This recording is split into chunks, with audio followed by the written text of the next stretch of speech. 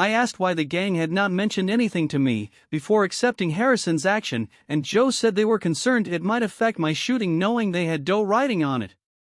I told him to pass the word out, there was to be no more bets placed until I looked into this Johnny. That night at chow, I waited for Johnny to leave the mess hall. I knew he'd never open up to me if Harrison was around, and this was the only time I could be sure of getting him alone. On previous occasions I had noticed Johnny, after having satisfied a reasonable appetite, elected to wait outside rather than remain and marvel at his friend's gluttony. Sure enough, Johnny left first and I braced him outside about the shooting match Harrison was instigating. Although it was the first time I had ever spoken to him, his responses appeared to be very candid.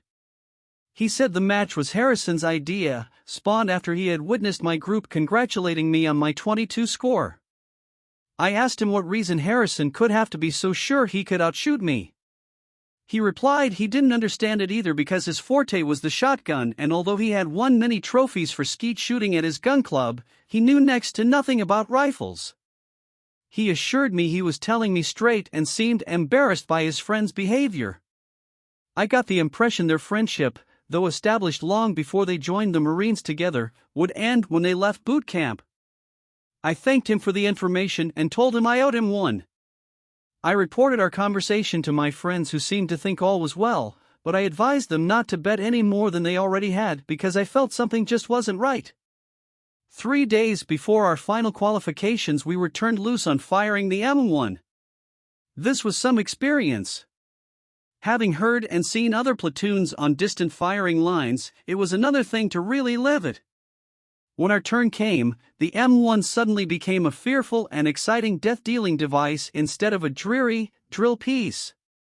The first time I squeezed one off, the resounding, ear-splitting explosion emanating from the chamber, and the resulting recoil action slamming against my shoulder, followed quickly by an ungodly smell of gunpowder told me, through ringing ears, that I was involved in something other than a childish game and I had better reconsider my options.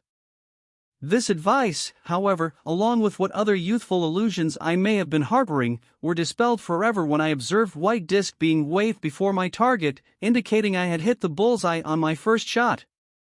That shot served as my bar mitzvah. The boy was now a man. By the reports I was receiving from friends during 3 days of prelims, I seemed to have had the edge on Johnny, but I still couldn't shake the feeling something was wrong. At last, our qualifying day arrived and, although my final score classified me as a sharpshooter, I felt I should have done better. Maybe my group was right when they thought I would be influenced by their wagering. During our stay at the camp, each of us had received our first month's pay of $50 and I knew much of it was riding on me. Johnny's score was 3 points better than mine, and my friends showed a lot of class by not holding me responsible when they lost their money. In fact, I was gratified to see how well they handled it. Although I had nothing to do with their decision to bet on me, I still felt I had let them down. Watching Harrison gloat as he collected their money didn't set well with me either. Try as I might, I couldn't shake the feeling that something was fishy about the whole setup. Later that night, we had a little celebration going throughout the platoon because our boot training was about completed. I joined a crap game going on and before lights out, had won over $600. This amount more than reimbursed me for the total expense I had incurred for bribes and gifts, which totaled about $330. That night I stayed awake for some time thinking about Harrison. Eddie once told me to never trust a fat person because they justifiably hated the world for its incessant contempt and were constantly seeking methods for striking back. He said there was nothing jolly about them, and their good humor was just a mask they used in order to be tolerated in a prejudiced society. This was one of the many unfair, but true, facts of life. The next morning I caught Corporal Polk alone and asked him to give me a copy of the pit scores. The scores we received were, supposedly, predicated on those reported from the target pits. On each shot fired, these pit men would wave various markers that depicted the result, and the scorekeeper for each shooter would then mark it. Hypothetically, it was my belief that Harrison managed to put the fix in with a scorekeeper, or someone, to alter the scores. I watched Corporal Polk's face closely when I told him why I wanted this information, but couldn't discern anything definite. He asked me how much I had lost and I told him nothing, but my friends had done the losing, which concerned me more. He said there would be an official score posted prior to our being released, and I could depend on its being correct. I didn't mention to Joe or anyone else there was still a remote possibility for recouping their money, because I really wasn't sure my suspicions were true. The last few days spent in boot camp were a breeze. We had our platoon pictures taken, finished up on a few other details, and were allowed free time to relax.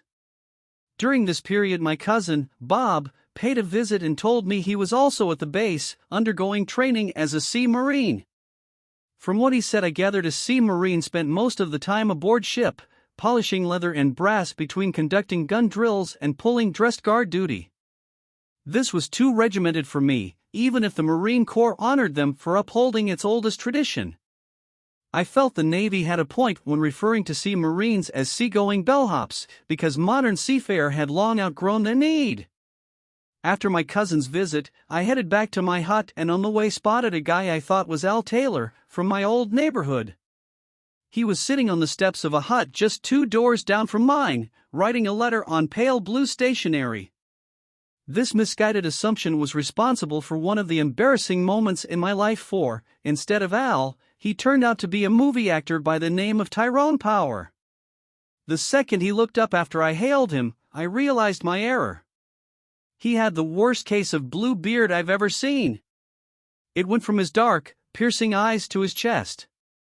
As he quietly looked at me, I envisioned any efforts to explain my mistake would be futile, so I just said, "Sorry," and walked away, feeling like an absolute fool. In my mind there was no doubt he had me classed as some starstruck groupie. Many years later, we would both laugh about this incident. Later that same afternoon, fate would salve my wounded pride through the official release of the qualifying results. As I lay on my bunk, dejectedly thinking what an ass I was and oblivious to anything else, our scores were being announced. It wasn't until the gang jubilantly burst in and interrupted my reverie by dragging me out of my bunk did I become aware that the official results indicated I had beaten Johnny by 6 points. This bit of news didn't totally salvage my day, but it did help, especially when I watched Harrison being forced to repay the monies he had collected and also pay for those which he lost.